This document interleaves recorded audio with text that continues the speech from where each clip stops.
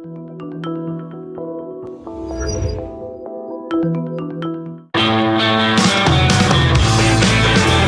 is the Gerry Callahan Show.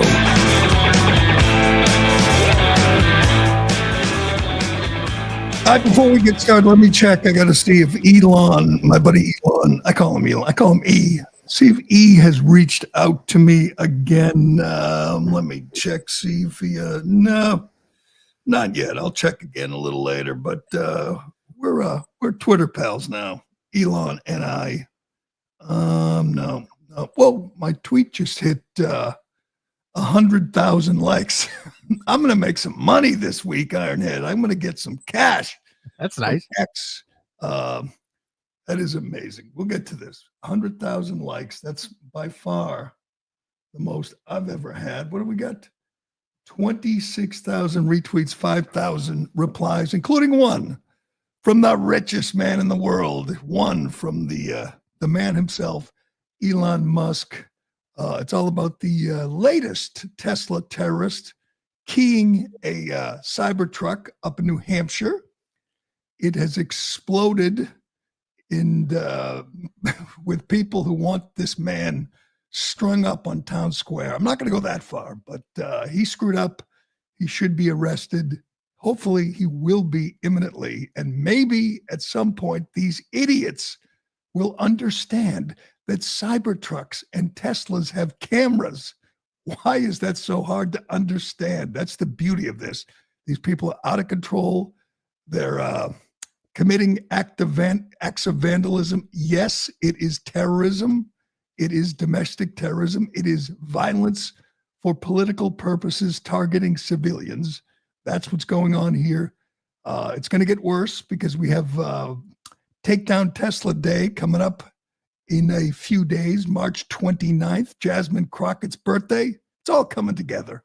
Jasmine Crockett, we got to get to her too. This whack job stepped in it again, but I do have to begin with, according to Democrats, the biggest scandal since Watergate. According to Democrats, the biggest intelligence failure since 9/11. Yes, they finally have it after 70 days of taking it on the chin, of Trump just kicking ass. 5 months after the election and a couple of months after Trump took office, they finally have a day all to themselves, a day where they can go on CNN and MSNBC and ABC and CBS and just rejoice. They have something. They're on the attack. For once, for one glorious day, Democrats are demanding resignations, investigations, arrests. It is perhaps the most absurd scandal, quote unquote, we've ever seen. My question is, right off the top, who got hurt? Anybody? Anybody besides the Houthis? Did anybody besides the Houthis get hurt? Was the attack a success? Did we finally bring the fight to these Islamic fanatics who've been attacking our ships, our commercial ships, and our Navy ships for years? Did we finally do what Joe Biden and the inept Biden administration refused to do? There were 174 attacks on Navy ships by the Houthis. There were 145 attacks on U.S. commercial ships. Ballistic missiles, drone strikes. We were forced to detour 75% of the travel through that area because of this Muslim terrorist group that was attacking us with impunity. Finally, and at last, we do something about it. We attack. We take them out, or at least do some real damage. We kill some of their leaders. We cripple some of their infrastructure.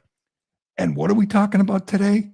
Oh, Pete Hegseth and Mike Walls and J.D. Vance texted each other on a Signal chat, in a Signal chat. Was this a mistake? Was this a amazing, just mind-boggling blunder by somebody? Yes, it was. Of course it was. Did it change the operation? Did it affect the operation? at all. No, it did not. Now Democrats want resignations. Yes, Pocahontas is calling for Pete Hegseth to resign, which I don't really understand. I need someone, maybe someone on the chat line can explain it to me. What did Pete Hegseth do?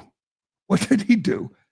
As far as we know, Mike Walls screwed up. Mike Walls or one of his staffers somehow, some way invited Jeffrey Goldberg into the chat. Jeffrey Goldberg is the editor of The Atlantic. The Atlantic does nothing but hate Trump. That's why it exists. That's why Steve Jobs' widow bought it. That's all they do 24/7. They hate Trump. They make up stories about Trump. They make up hoaxes. They said he stood with a bunch of military officers at a military cemetery in France and said the people buried there were suckers and losers. Completely, utterly made up. They said he didn't want to pay for the funeral of a woman, a soldier who died in combat. He did.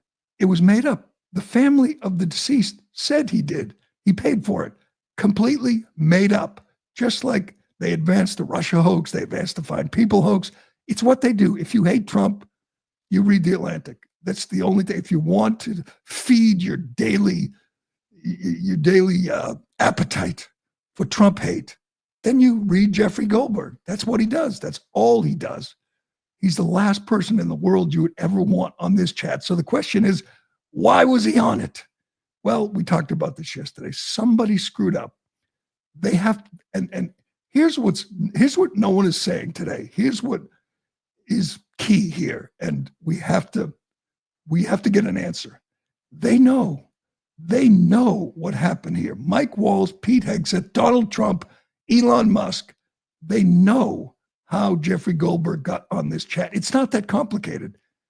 Walls last night said Elon Musk is working on this. Elon Musk and the tech support team, the Doge guys, are looking at this, trying to figure out how Goldberg got on this chat, which means they're going to find out. These are the smartest people in the world. It isn't that complicated. Somebody hit invite. Somebody messaged Goldberg and said, you can join the chat. Well, if that person is Mike Walls, he needs to come clean. He needs to say, I did it. It was a mistake. I had him in my phone, in my contacts. I had the initials JG, and somebody else I know had the same initials, and I hit the wrong JG. If that's the explanation, he could survive. He could just say it was a mistake. There was nothing nefarious here, nothing intentional. If it's an aide to Mike Walls, one of his staffers, we need to know. Obviously, the guy screwed up. Does he have to resign? Maybe that's the natural, the obvious consequence here. You screwed up bigly. You should resign. But there's no mystery. I mean, they're leaving us hanging. We don't know, but they know. They have to know. It's not that complicated.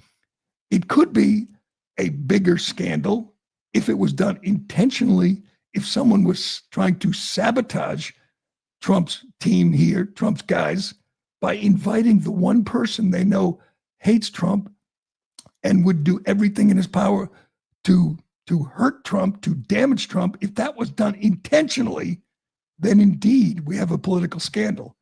But more likely, it was a mistake. It was just a gaffe, a blunder, a big one, but it's not like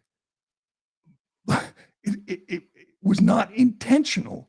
There would be nothing sinister, nothing nefarious. If it's just a mistake, then it's not a big deal. We move on. It's obviously a 1 or 2 day story that the media will do their best to amplify and dwell on and run with.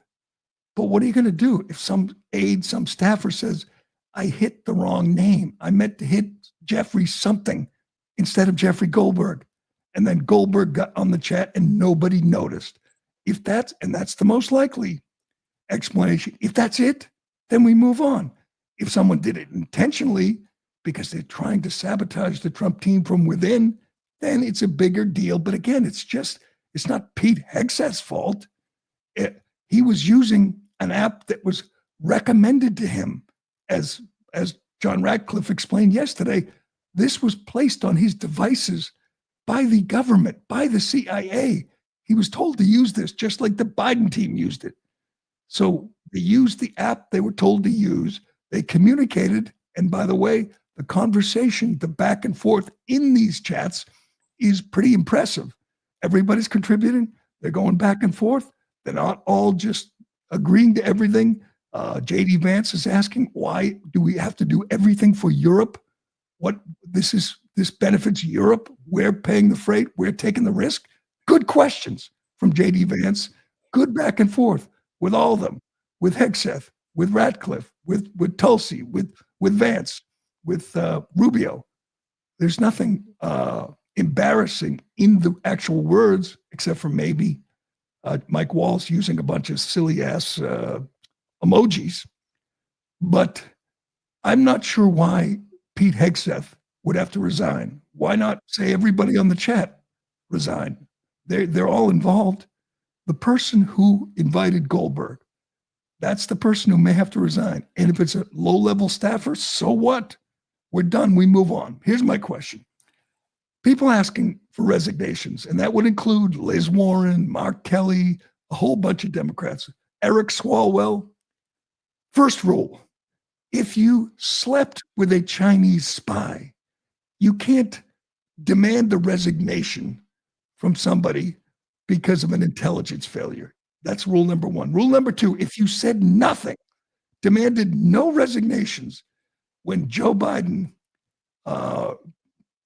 withdrew from Afghanistan, did it quickly, did it too soon, too quick, because he wanted to be the guy to say he got us out of Afghanistan by September 11th. He wanted a photo op. So he pulled out. It was botched. It was a disaster. It cost the lives of 13 Marines and soldiers unnecessarily, recklessly. It also cost the lives of 150 civilians, and it severely wounded more than 40 other American soldiers and Marines. If you didn't demand resignations that day, then shut the F up about this. Liz Warren never demanded Lloyd Austin resign or Mark Milley or Joe Biden.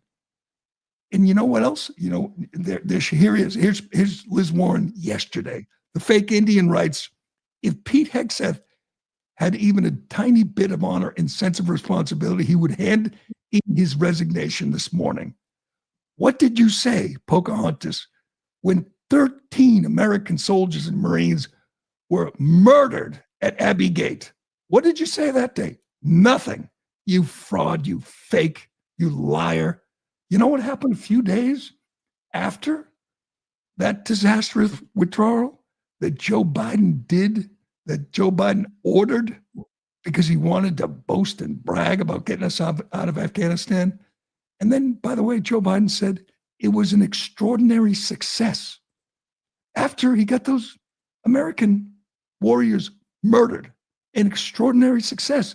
What did you say that day, Liz Warren? Well, a couple days later, Joe Biden, Mark Milley, Lloyd Austin ordered a drone strike on a supposed terrorist in Kabul.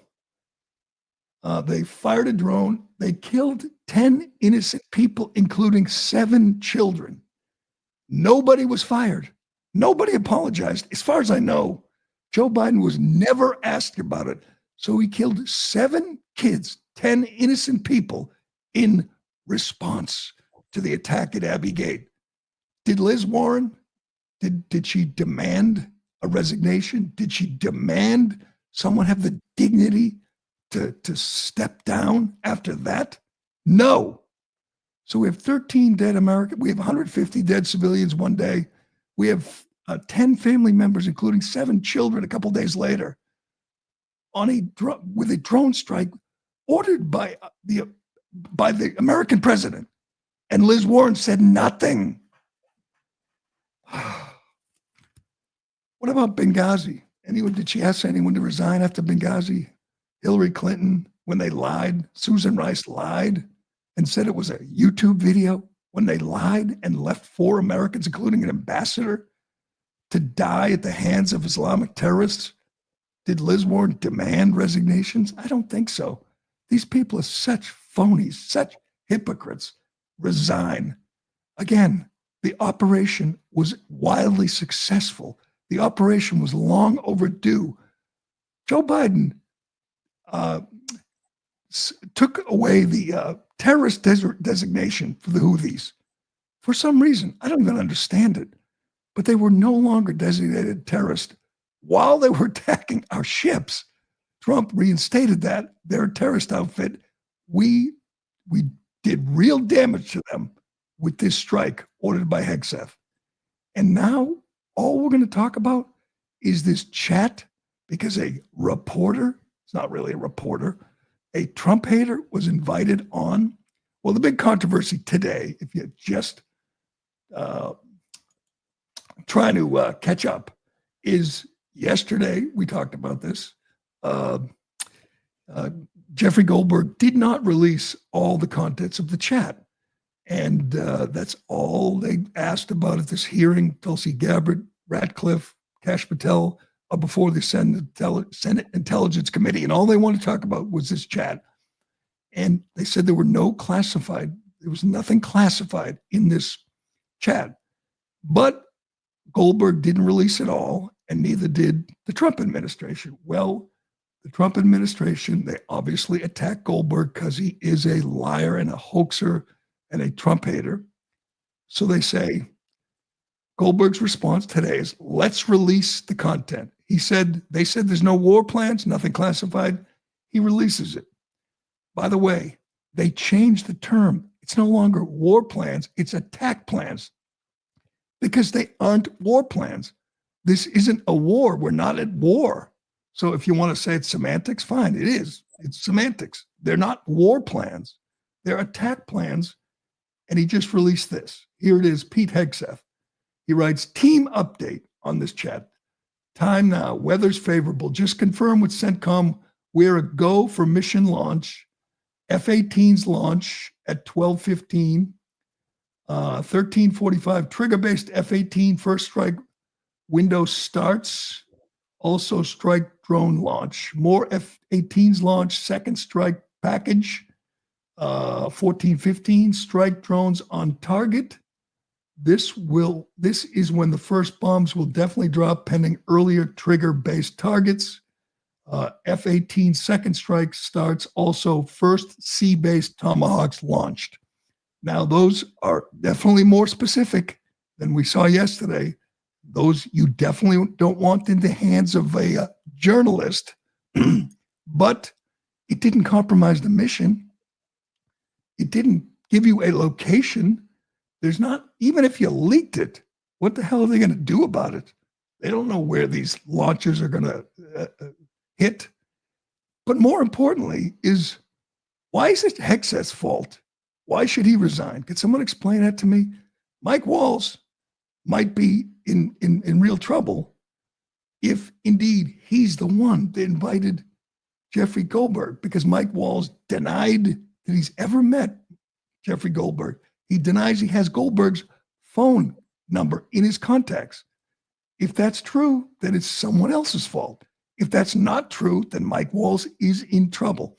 He did an interview last night with Laura Ingraham, and I will give it mixed reviews. He looked nervous. He looked like uncomfortable in this situation, as well you should be. He said he didn't want the more contents of the chat to be released. Understandable. Who wants a chat? Who wants any communication released if they thought it was private? Doesn't matter if it's about attack plans or about dinner with your wife. Why would you want it released? He didn't want it released, but I had one big problem with his answers, with his explanation. We will play one of his answers here, and then we will get to that. Let's watch. Their success. So they want to focus on this. It's embarrassing, Right. yes. We're going to get to the bottom of it. I just talked to Elon on the way here. We've got the best technical minds looking at how this happened. But I can tell you for 100%, I don't know this guy. I know him by his horrible reputation, and he really is a bottom scum of journalists. And I know him in the sense that he hates the president, but I don't text him. He wasn't on my phone, and we're going to figure out how this happened. So you don't know what staffer is responsible for this right now? Well, look, a staffer wasn't responsible, and look, I take full responsibility. I built the group. My job is to make sure everything's coordinated. But how did the number? I mean, I don't mean to be pedantic here, but how did the number? Have you ever had somebody's contact that shows their name, and then you have somebody else's number there? I never make those mistakes. Right? You got somebody else's number on someone else's contact. So of course I didn't see this loser in the group. It looked like someone else. Now, whether he did it deliberately or it happened in some other technical mean is something we're trying to figure out. So can I answer that? No, I've never put a name in my contact with someone else's number. Is that a thing? Have you done that, Ironhead? No, I've never. I mean, I've mistakenly sent someone a text to the wrong person, like to my son that I meant for my wife or a friend. I mean, that happens, but I don't put contacts in with a name with someone else's number. That doesn't hold water. And I know he's a Green Beret and he's an honorable man, and he wants to take the blame because he set up the chat. But either it's his fault or it's not. Either it's him or it's someone else. And they know. And again, no one's going to get fired. No one's going to resign. No one's going to get arrested. Nothing was compromised. The mission was a great success. But they know what happened. Elon knows.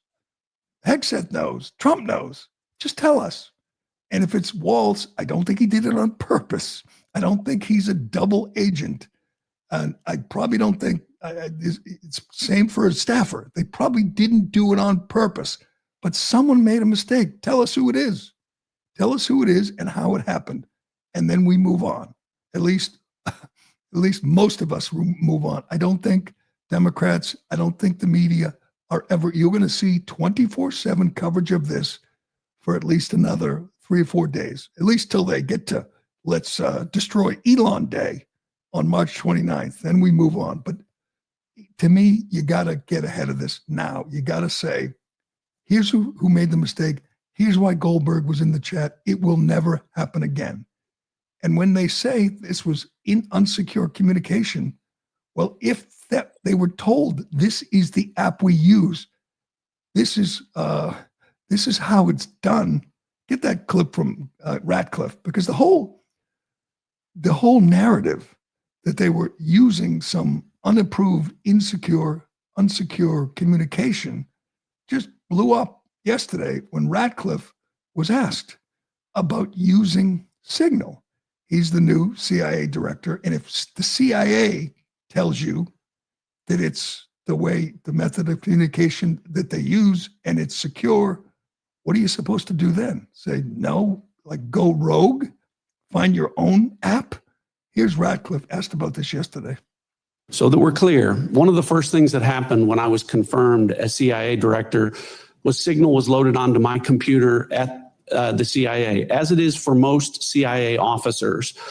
One of the things that I was briefed on very early, Senator, was by the CIA records management folks about the use of Signal as a permissible work use. It is. That is a practice that preceded the current administration to the Biden administration. So the Biden administration used it. He takes over. These career CIA people tell him, here's the app. We loaded it on your phone, on your device, on your laptop. Here's how we do it. So they did it. It doesn't mean it's insecure because somebody invited Jeffrey Goldberg. It could be the most secure communication app in the world. You don't invite hostile reporters into your chat. If you didn't do that, we wouldn't be talking about this. So what does it have to do with cybersecurity? It's just another thing that Democrats can run with and say they're having these sensitive conversations on an insecure app. Well, the Biden administration did it. They didn't actually need it because they didn't do anything. They let the Houthis run wild. You know, they let war break out all over the world. They didn't care. Again, if you're Joe Biden and you do nothing and you sleep all day and you allow your ships to be attacked, you don't have to worry about any sensitive chats and any controversial military operations because you do nothing. That was Joe Biden's answer.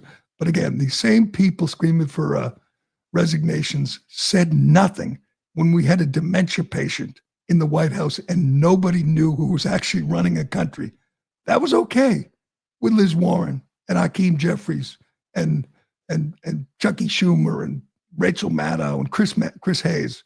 But this, where they actually make an effort to open up the shipping lanes by destroying Islamic terrorists who are trying to kill Americans, that's a problem. Sure, we need resignations. Yeah, we do. You, Liz, that's the resignation we need. All right, we got to get to the big story from yesterday, at least as far as we're concerned. Yes, Elon Musk jumped in the chat. Speaking of people jumping in the chat, Elon Musk jumped in as I was tweeting about the latest Tesla terrorist, a guy up in New Hampshire who keyed a Cybertruck and then lied about it on camera. That is the amazing. I understand these people are angry. They hate Musk. They want to preserve all the waste, fraud, and corruption that the Democrats have perpetrated over the years. I understand that upsets them. But don't they understand these cars have cameras? They're getting caught left and right, and they keep doing it. We'll get to the latest example, a cybersecurity sales representative from Massachusetts caught red-handed, or should I say orange-pantsed, caught orange pants, keying a Tesla up in New Hampshire, and it just exploded from there. We'll get to that and more, but first. Excuse me. Armslist.com is America's firearms marketplace, unwavering in their belief of the right of the people to keep and bear arms. Armslist.com has been in the fight for our Second Amendment rights, battling the Brady campaign and their cronies since their initial assault in 2013, emerging victorious. Armslist.com is not only at the forefront of the fight for your rights, it's your go-to platform to buy, sell, and trade firearms, ammo, optics, and more locally, or tap into their nationwide network of firearms dealers. For a limited time, Armslist is extending an exclusive discount to Newsmax listeners. Head to armslist.com/Newsmax and use coupon code Newsmax to get your first month of premium membership for just 99 cents. Join the fight and come and get what they want to take right now at armslist.com/Newsmax. All right, a reminder to pick up your Callahan coffee. It's simple. And by the way, I heard lots of reviews over the weekend. I told you I saw a lot of people, and they all tell me how good the Callahan coffee is. Proudly roasted to order in Waltham, Mass. We ensured that you're getting the freshest and highest quality coffee beans possible, delivered right to your door. Try it. Check it out. Just go to CallahanCoffee.com or click the link in our social media bio to order now. All right, they're grilling Tulsi Gabbard and John Ratcliffe again today, and it's I just, again, I don't quite understand. What did they do? Somebody invited Jeffrey Goldberg on the chat. It wasn't them. So why are they forced to sit and answer questions about this? They were told to use Signal. They used it. They did what they were supposed to do. By all indications, everyone was very professional. The conversation was nuanced, and they went by the book.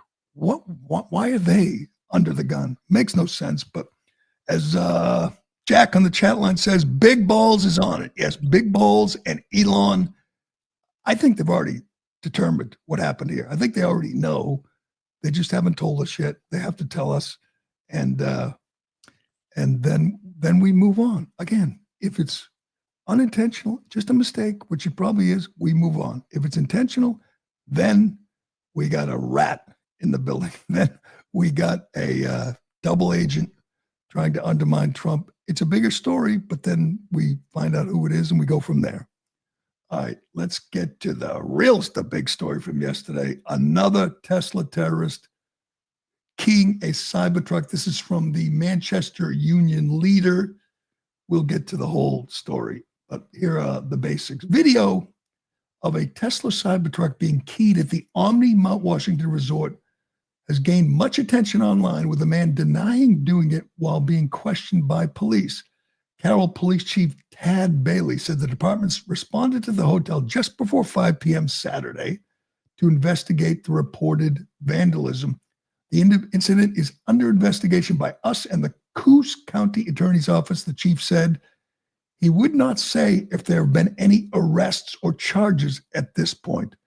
Kerry Pouliot, who posted the video, said the Cybertruck was vandalized within an hour of arriving at the hotel. The video posted on Monday had more than 3 million views. It's got to be, twice that now. My tweet on it. Let me get the latest. Here's the tweet from Kerry Pouliot. She's the Cybertruck owner.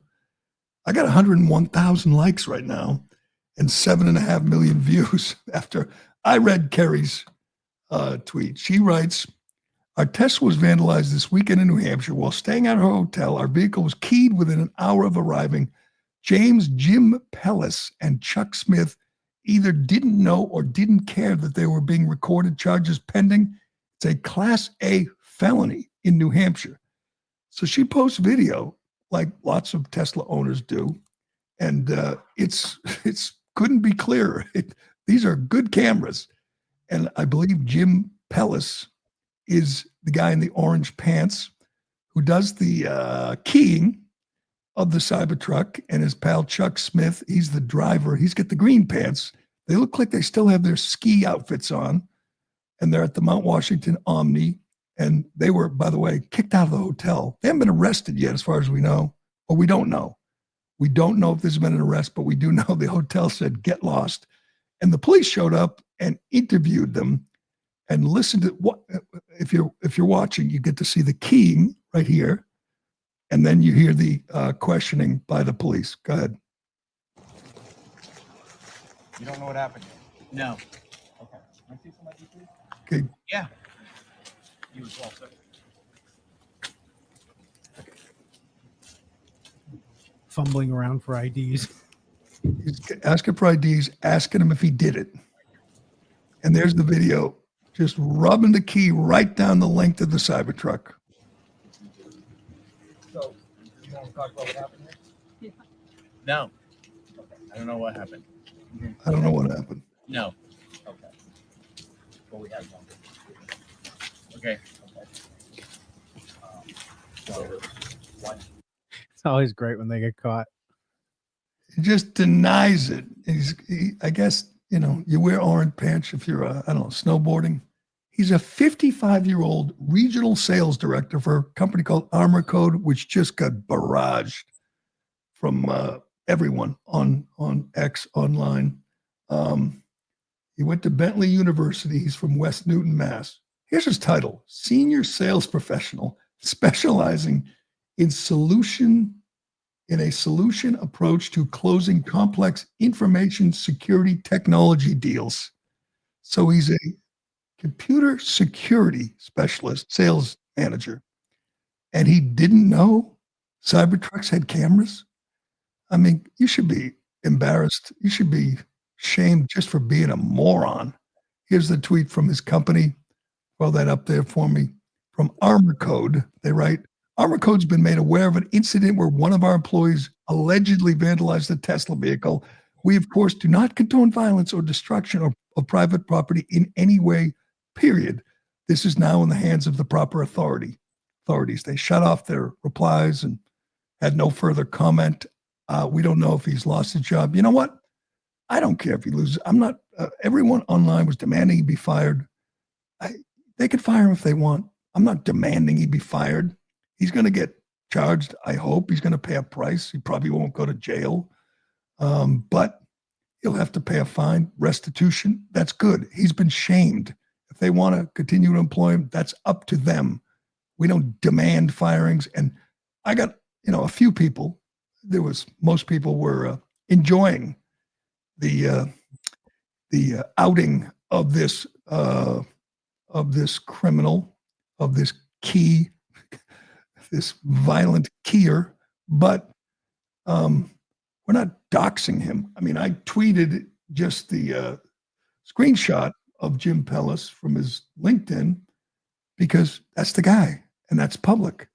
And I don't want people to go to his house. I don't want people, I don't care if they fire him. That's up to them again. But he should be charged. It is terrorism by definition. This is domestic terrorism by definition. You are using violence against civilians to promote a political ideology, a political end. These are people angry, upset, out of control because Elon Musk is eliminating fraud and waste in the federal government. These people aren't making sense. They're not coherent. They're out of their minds. They're unhinged. They're losing it because Musk is doing everything in his power. He's volunteering to eliminate waste and make government more efficient. That, by definition, these people aren't grounded. They're not making any sense. And when you have a 55-year-old sales manager, this isn't some crazy Antifa hippie, and he can't control himself to the point where he's scratching, defacing, vandalizing another person's vehicle, another person you know nothing about, another person, particularly in New England, who is very likely to be a Democrat. To quote J.D. Vance, do you listen to yourself? Do you people listen to what you're saying here? Musk must be destroyed because he's exposing government waste, exposing fraud. He's trying to get wasteful spending under control. He's trying to save the country from this debt spiral we're in. And you want to destroy vehicles that he made, that he designed. Well, Elon Musk owns 12% of Tesla. The rest are owned by companies that are in your 401k, that are in your pension, that you most likely, very likely, have a stake in. And you want to destroy the company, you want to tank the stock. The left, Democrats, I mean, particularly crazy, radical leftists, they often make no sense, but this makes less sense than anything. What are you thinking? And what are you going to do next? Is this going to continue? Yesterday alone, there had to be half a dozen of these people keying Teslas, throwing things at Teslas on camera, attacking Tesla owners. To what end? You're not going to stop Musk. The person you did it to is just going to get it fixed, and they're going to continue to drive their Tesla, and people are going to continue to drive Teslas, and Tesla stock went up like 20% yesterday. Tough day for Tim Walz. But here's what everyone who's thinking of doing this, everyone who's outraged at Musk has to ask themselves, what is Jim Pellis thinking today? What is this guy, what are all these Tesla vandals thinking today? They're thinking, yeah, I made a statement. I showed him. You're thinking, what a fool I am. Why did I do that? This guy probably going to lose his job. I mean, he's been outed. Everybody knows. He's a grown man, a 55-year-old man who's scratching the side of someone's car because he's upset at what Musk is doing in Washington. It's so unhinged, so deranged that you have to ask yourself, what do they want? What do they want? What, they want him to stop uncovering waste and fraud? They want to continue to spend, billions on transgender operas and condoms in Angola or wherever the hell. All this waste we're eliminating. And they're so mad. They're not speaking out against it. They're not writing letters to the editor or even peacefully protesting. They're acting out with violence. I hope we find out that he is charged criminally. That's the obvious recourse here, charged criminally. I hope he has to pay a big fine, pay restitution, pay a price, whether his wife forgives him or his employer, I don't care. But this has to stop. This is just insane, even by standards of the Democrat Party. This is utter madness. All right, let me check. Where am I at? where am I at? So I just tweeted, I wonder if Jim here feels good about what he did. That's all I said. The key to Cybertruck, I wonder if he thinks it was worth it. Got 103,000 likes, 7.5 million views, and Musk replied, "What a jerk!" Exclamation point. That's all. To his 220 million followers. And got a lot of stuff like that. A lot of people are demanding he be fired and, embarrassed and shamed. We'll see, but I'm just going to guess. He regrets it, and I hope people see this and say, maybe I shouldn't act like a freaking child and scrape a key along some innocent person's vehicle because I'm mad at Elon Musk. Just senseless and stupid. And if we could speak to Jim right now, I'm sure he would say, I don't know what I was thinking. Maybe he was drinking. Maybe he was just pissed off because he had a bad day on the slopes. I don't know. But I'm going to guess he has real regrets, just like all of these scumbags who are keying Teslas and firebombing Teslas. All right, I got a few more things we got to get to. I want to get to this Angus King. It's hard to say the most embarrassing senator or elected representative in New England, because God knows they're all embarrassing. There's no one worse than Liz Warren, except for maybe Ed Markey, except for Sheldon Whitehouse, or maybe Chris Murphy, maybe Angus King. He's a liberal from Maine. He's 80 years old. He is just so far past his expiration date. It's not funny. He calls himself an independent. He is not. He's a Democrat. And he has a chance. He has 5 minutes to question the new director of national intelligence. That would be Tulsi Gabbard. All the trouble in the world, all the issues with China and Taiwan and the Panama Canal and the war in Ukraine and cyber security and all the issues in the world. Listen to what this fool, what this absolute buffoon is concerned about with the director of national intelligence, in charge of all our intelligence agencies, in charge of surveillance around the world and gathering intelligence and all the imminent threats we're facing, all the potential for conflict and war. And this 80-year-old clown wants to know why we're not focused on climate. Why is the intelligence community not focused on the weather? God, I thought we were done with this. But no, not as long as we have these idiots in the Senate like this guy. Watch this. I want to move on. One note that surprised me, I've been on this committee now this is my 13th year. Every single one of these reports that we have had has mentioned global climate change as a significant national security threat, except this one. Has something happened? Has global climate change been solved? Yes. Why is that not in this report? And who made the decision that it should not be in the report when it's been in every one of the 11 prior reports? I can't speak to the decisions made previously, but this annual threat assessment has been focused very directly on the threats that we deem most critical to the United States and our national security.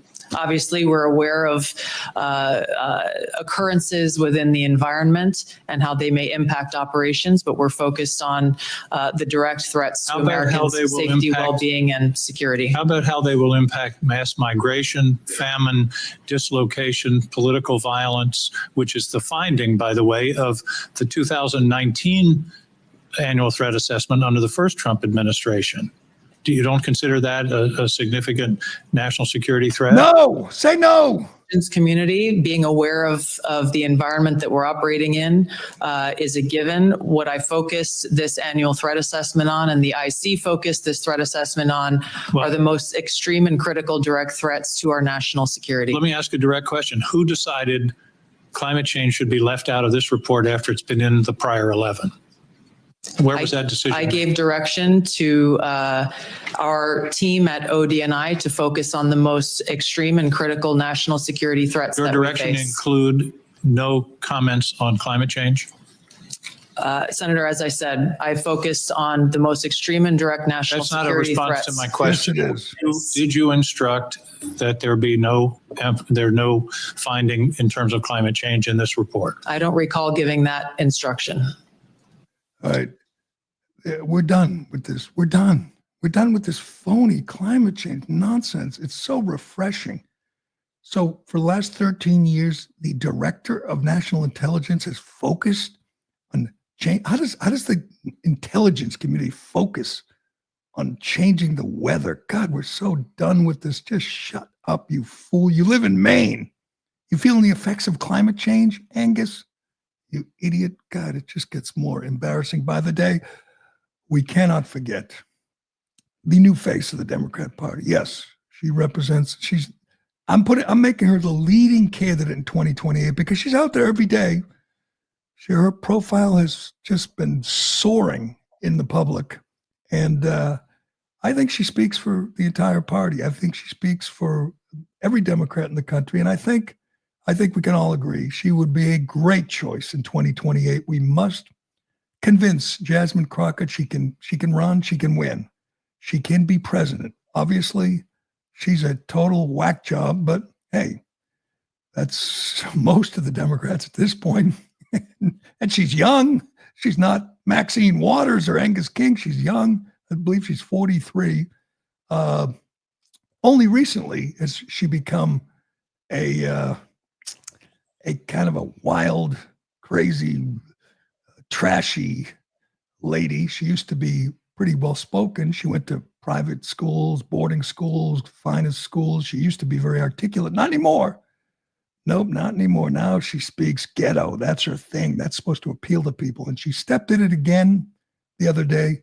By the way, she was at the Human Rights Campaign, HRC, far left group that's supposed to be fighting for human rights, including the marginalized and the disabled.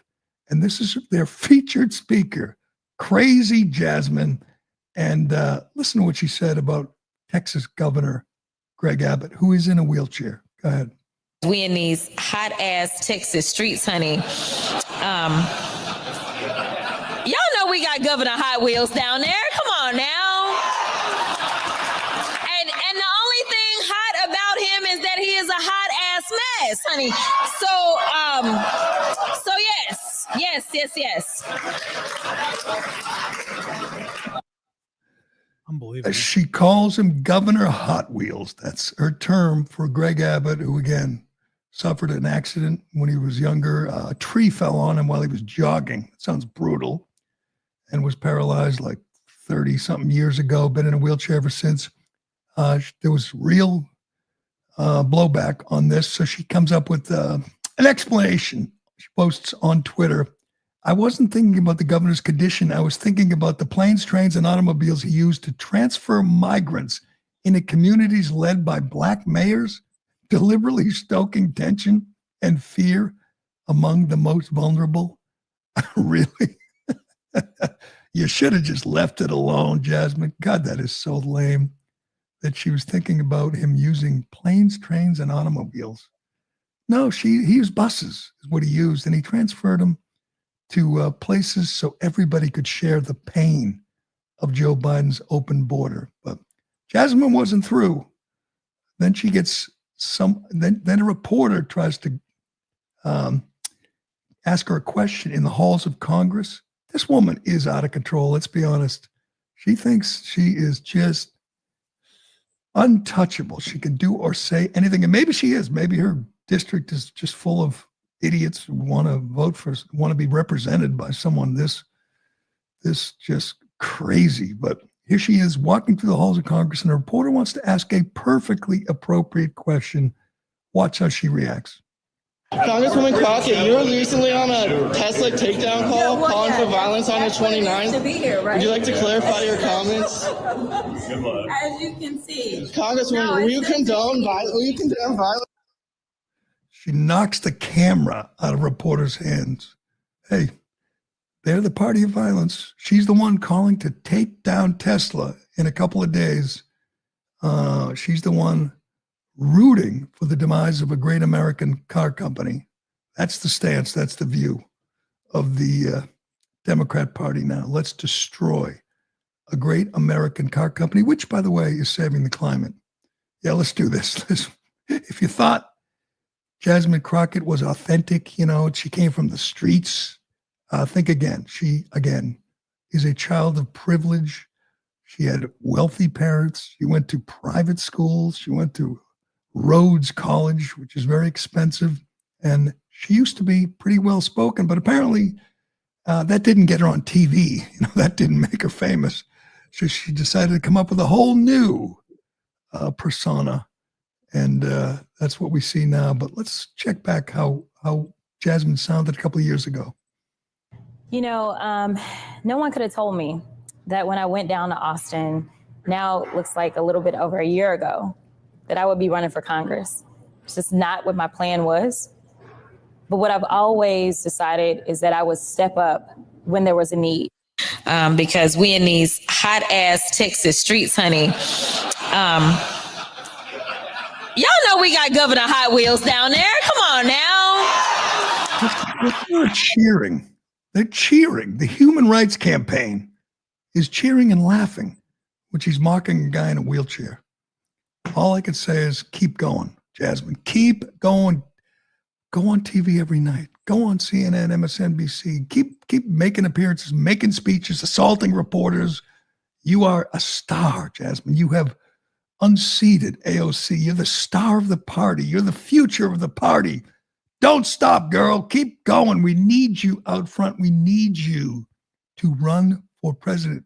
I think you should announce your candidacy soon. I think you should plan to be on that debate stage, taking on all the rest of the Democrats. And it's your right. It's your destiny, your fate. You were meant to be the Democrat nominee for president, taking on J.D. Vance in 2028. Oh, God, we need that. We need that so badly. I hope she's getting advice like that. Someone is telling her, you can do it. You can be president. It's time. It's time for a woman. It's time for a woman of color. All those people that regret voting for Trump, you know, all those millions, they're going to vote for you, Jasmine. They're not going to vote for JD. They're going to vote for you. You go, girl. I love it. Keep going. By the way, if on March 29th, there is real violence, and there's a good chance of that against Tesla drivers, owners, everyone's going to say, don't forget, Democrats encouraged it. Don't forget what Jasmine said. She wants, for her birthday, for Elon to be taken down. So we're looking forward to that. That is what? Saturday. Happy birthday to Jasmine. And get ready to see lots more Tesla terrorists on camera. That will do it for this. What is this? Wednesday. Is this Wednesday. Yes. Well, only a couple more days till Jasmine celebrates, I believe, her 44th birthday. And people start scratching Teslas up all over again. But thanks for watching. Thanks for listening. I'm Gerry Callahan. This is The Callahan Show, and we will do it again tomorrow. Thank you. Thank you. Thank you. Thank you. Thank you. Oh my God. Is she crazy? Thank you. Thank you Wow. all. Thank you so very much. Thank you, everyone. Thank you, everyone. Thank you. Oh, too many thank yous.